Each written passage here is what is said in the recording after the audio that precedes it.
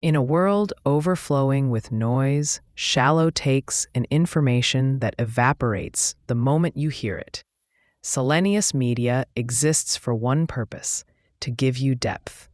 Whether the subject is philosophy, psychology, history, science, artificial intelligence, literature, or the shape of the future, every series we publish is built on one idea: that thinking clearly is a form of survival. Our catalog spans dozens of long-form, story-driven shows. From Western moral philosophy for beginners to pioneers of psychology and psychiatry. From AI, an uncertain future, to the classical music giants. Each series is crafted to give you more than facts. It gives you the context, the conflict, and the human meaning behind the ideas that shaped our world. If you enjoy this program, explore the rest of our library. Every show is designed to stand alone, but together they form a larger project, a guided tour of the forces: intellectual, emotional, political, technological, that built the world we live in and the world we're about to enter. Visit the Selenius Media channel to discover new series, follow your favorites, and support the work that allows us to create long-form, high-fidelity educational storytelling. And please leave comments if you enjoy our shows. Now, let's begin.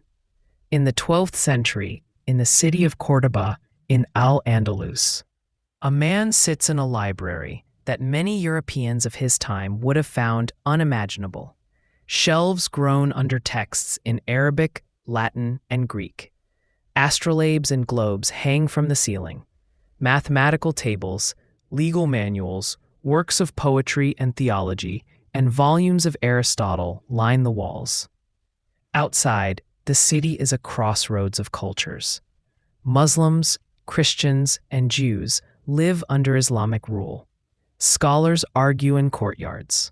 Merchants cross the Mediterranean with books as well as goods.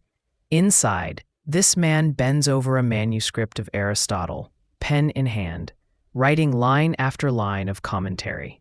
His aim is bold: to make Aristotle speak clearly to his own age and to show that reason and revelation, properly understood, do not conflict. The man is Ibn Rushd, known in Latin Europe as Averroes. In some ways, he looks like the least likely candidate for a place in a series on Western moral philosophy. He is a Muslim qadi, a judge in Islamic law, serving under Almohad rulers in Spain and Morocco. He writes in Arabic, not Latin. His world is shaped by the Quran and the Prophet Muhammad. And yet, without him, much of the later Western conversation about reason, faith, law, and the good life would look different. For centuries, when European university students wanted to understand Aristotle, they read him through Averroes' eyes, and behind his massive commentaries lies a moral vision that thinking clearly about the world is a religious duty, and that a just society must make room for both philosophical inquiry and the religious imagination of the many. Ibn Rushd was born in Córdoba in 1126 into a family of jurists. His grandfather had been chief judge of the city, an eminent scholar in the Maliki school of Islamic law. His father was also a judge. The boy grew up in a household where law, theology, and public responsibility were part of the air he breathed. From an early age, he learned the Quran, the traditions of the Prophet, the legal schools, the crafts of argument and interpretation. He also studied medicine, philosophy, and the mathematical sciences, as any ambitious scholar in that milieu would. Al-Andalus in his youth was a complex place. The earlier Umayyad Caliphate had made Córdoba a brilliant center of learning.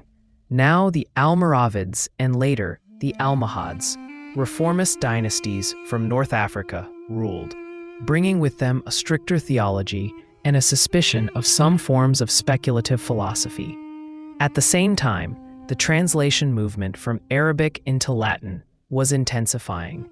Jewish and Christian scholars were carrying works of Islamic philosophy and science north into Europe. Ideas were moving even as armies were. Averroes' own career weaves through this political and intellectual tapestry. He served as a judge in Seville and Córdoba, then as a physician and advisor at the court of the Almohad Caliph, Abu Yaqub Yusuf in Marrakesh. The Caliph, despite his movement's austere reputation, was interested in philosophy and science. According to later accounts, it was at this court that Averroes was asked about Aristotle, what texts existed, what they meant. Another philosopher, Ibn Tufayl, supposedly introduced him to the Caliph and encouraged him to take on the task of commenting systematically on Aristotle. Whatever the exact circumstances, Averroes threw himself into the project. Over the course of his life, he produced a series of commentaries on most of Aristotle's works, short, middle, and long versions, depending on the text and audience. These were not mere glosses. They were attempts to reconstruct Aristotle's thought as a coherent whole and to show its value for understanding nature, the soul, ethics, and politics. For Averroes, Aristotle is the exemplar of the human intellect at work. To neglect him, if one is capable of reading him, would be a kind of negligence in fulfilling our potential. But Averroes is not just a commentator. In his own works, like the Decisive Treatise and the Incoherence of the Incoherence, he sets out a more explicit stance on the relationship between philosophy and religion. A generation earlier, Al-Ghazali, the great theologian, had written The Incoherence of the Philosophers, attacking certain views he associated with thinkers like Al-Farabi and Avicenna. That the world is eternal, that God knows only universals and not particulars, that there is no bodily resurrection. These, Al-Ghazali argued, were heretical and irrational. He used logical tools to critique metaphysics based on those tools. Averroes responds with a kind of double move. On the one hand, he defends the philosophers against some of Al-Ghazali's charges, arguing that they have been misunderstood. On the other hand, he insists that there is a proper order of teaching. Not everyone should be exposed to the same kind of discourse. Some people grasp truth in images and stories.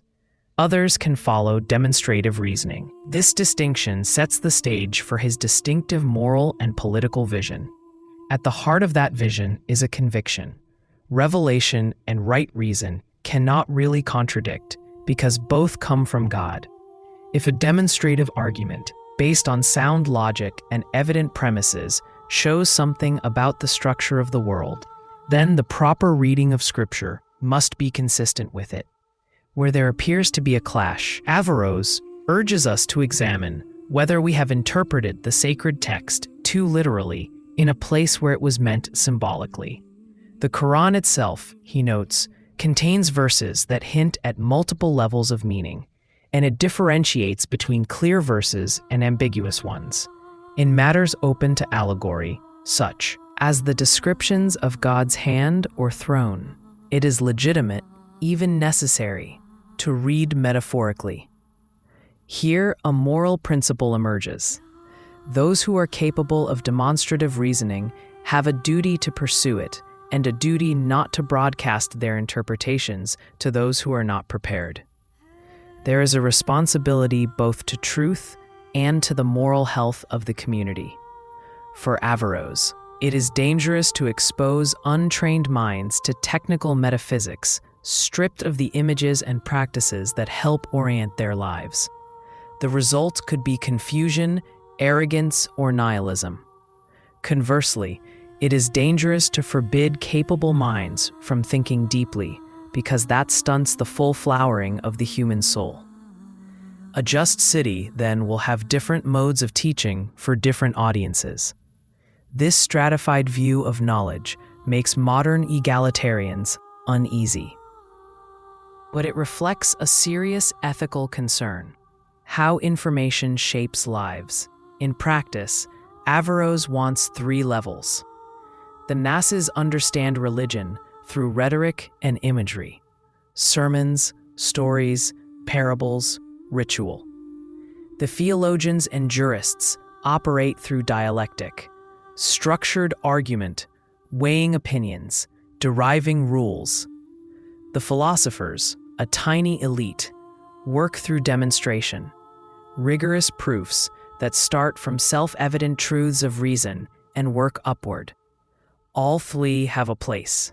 Problems arise when the modes are confused, when the philosopher tries to preach in parables or the preacher tries to dabble in high metaphysics. This structure bears directly on his moral thought. Like Aristotle, Averroes sees ethics as concerned with the cultivation of virtue through habit and law. The law, in his case, the Sharia as interpreted by jurists, is a framework for training citizens. It shapes desires and actions through commands and prohibitions, rewards and punishments. It aims not just to prevent harm, but to orient people toward a certain kind of life, one marked by justice, moderation, courage, and devotion to God. But he also sees that law by itself can only go so far. Without a deeper understanding among some members of society, leaders, judges, philosophers, law risks ossifying into mere obedience without insight. So he asks, what is the ultimate human good? Following Aristotle, he answers, happiness, sa'ada, understood not primarily as pleasure, but as the full actualization of our specific human capacities. And our highest capacity is intellectual. The deepest happiness lies in the activity of the intellect in accord with virtue, culminating in the contemplation of the highest realities. In Islamic terms, this means knowing God as far as finite minds can, and understanding the order God has placed in creation. That contemplative life, however, is not opposed to moral and political engagement. It requires and supports a certain ordering of the soul, appetites under control, courage in the face of fear, justice in relations with others. Averroes' commentaries on Aristotle's Nicomachean Ethics and Politics explore, sometimes in compressed fashion, how this plays out in concrete terms. Courage is a mean between rashness and cowardice. Temperance is a mean in the realm of bodily pleasures. Generosity is a mean in giving and taking wealth. These virtues are not just private excellences. They make possible a stable, decent community. The lawgiver's role is to shape institutions and practices that foster these dispositions in citizens. Education, family structure, economic arrangements, criminal justice. Yet he is acutely aware that real societies fall short. His own Andalusian environment is marked by faction, court intrigue, intellectual suppression, and the precarious position of minorities. In this context, his insistence that reason and revelation harmonize is not abstract. It's a plea for a politics that does not fear inquiry. When rulers clamp down on philosophy, or when religious movements denounce it wholesale, they injure the community's long-term health. They cut off one of the channels through which the community can understand itself and its world. This conviction will cost Averroes personally. Late in his life, under a new Almohad ruler and shifting political winds, he falls out of favor. Some of his works are banned.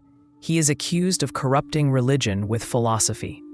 He is exiled for a time to a small town, his books burned in public. Eventually, he is partially rehabilitated, but the episode leaves a mark. The idea that rigorous thinking about God and the world is suspect in the eyes of power is not new, but in his case, the irony is sharp. The man who tried hardest to show that philosophy supports faith is treated as a threat to faith. From the vantage point of later Western moral philosophy, 3 of Averroes' ideas will be especially consequential.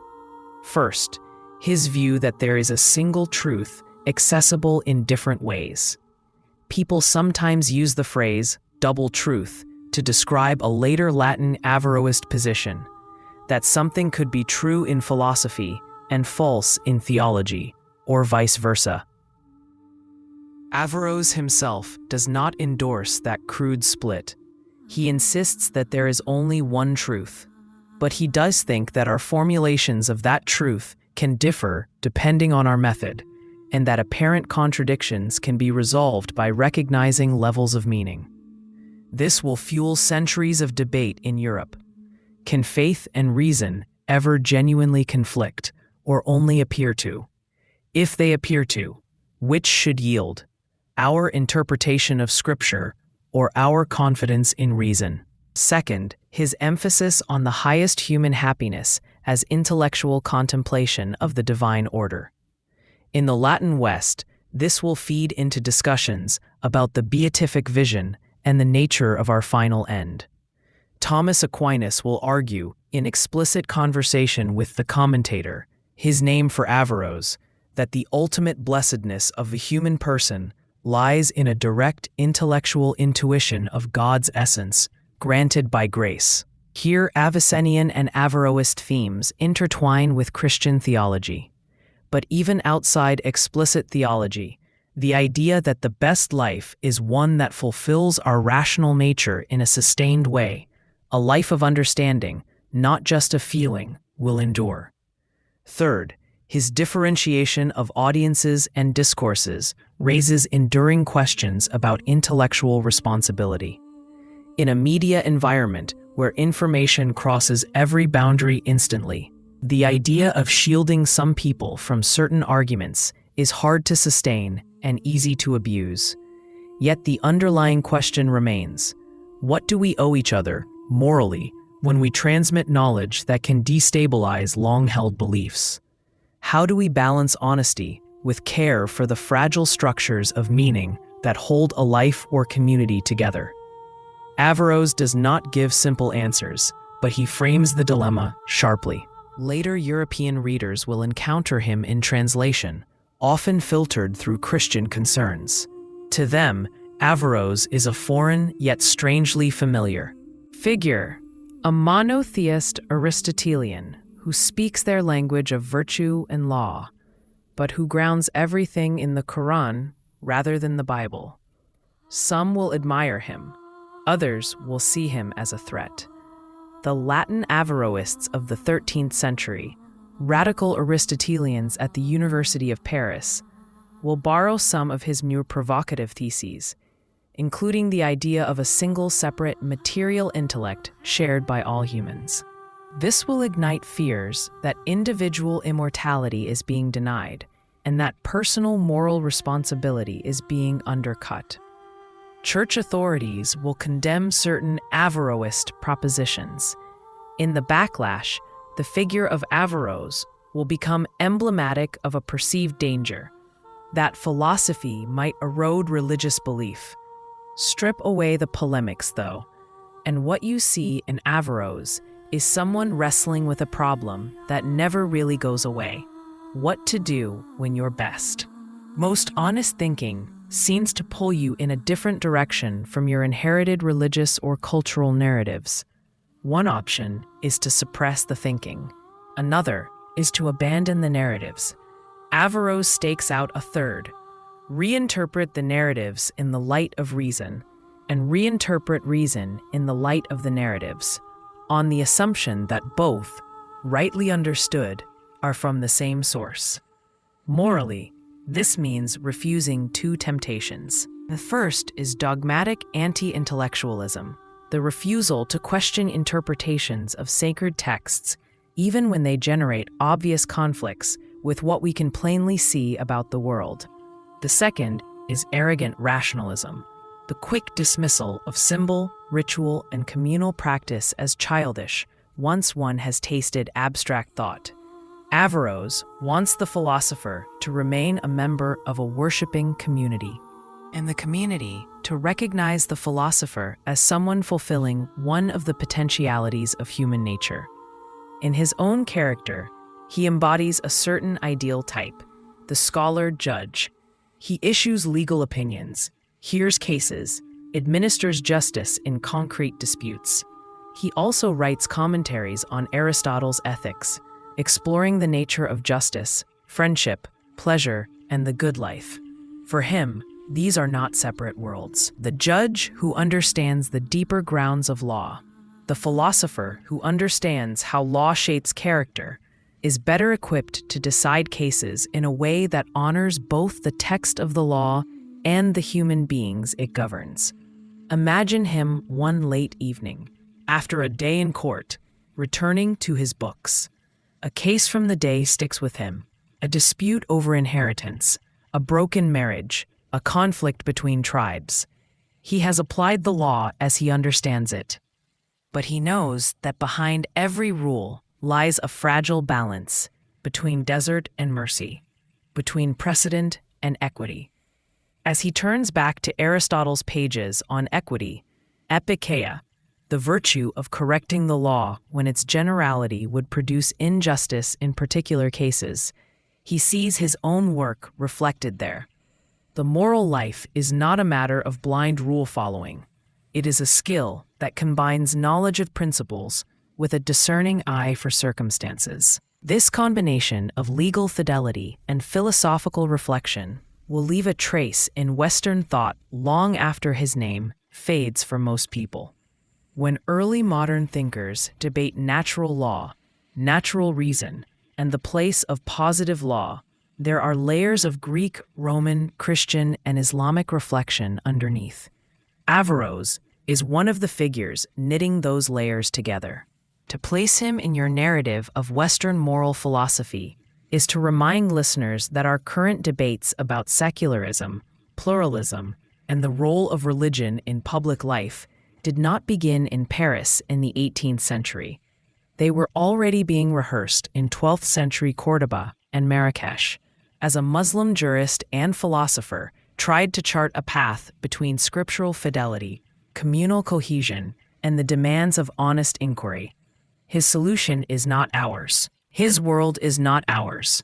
But the questions he poses about who should seek truth, how it should be taught, what makes a life truly good, and how law can shape character without crushing thought remain very much alive.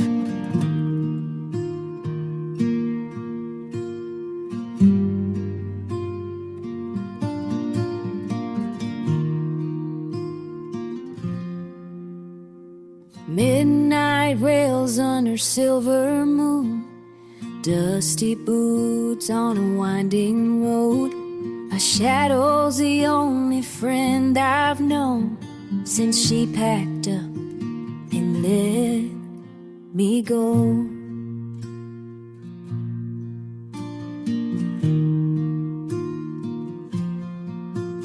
Empty whiskey bottle on the seat, her laugh still echoes in my bones. Saddle's heavy with memories. I ride alone where the wind still blows. Nowhere else to be, nowhere else to be, nowhere else to be.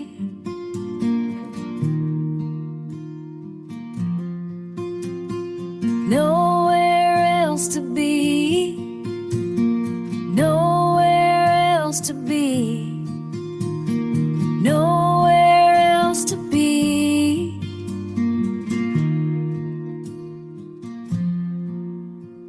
Sunrise paints the horizon gold, but it don't warm a lonesome soul.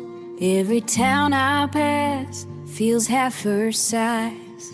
Every trail's haunted by goodbye.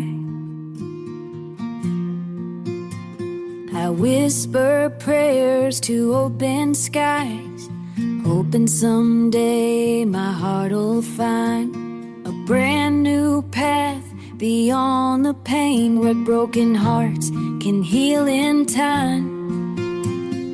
Nowhere else to be, nowhere else to be, nowhere else to be.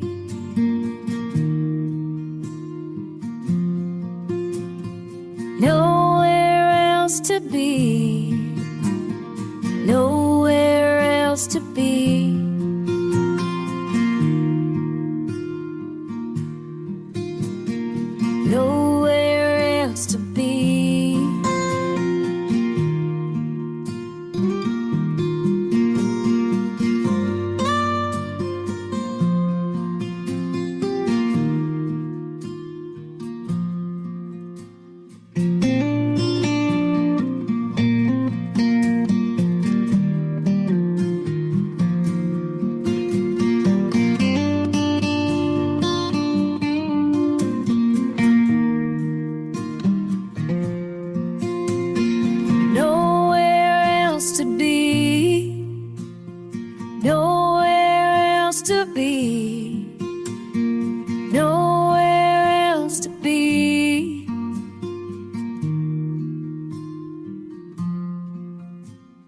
No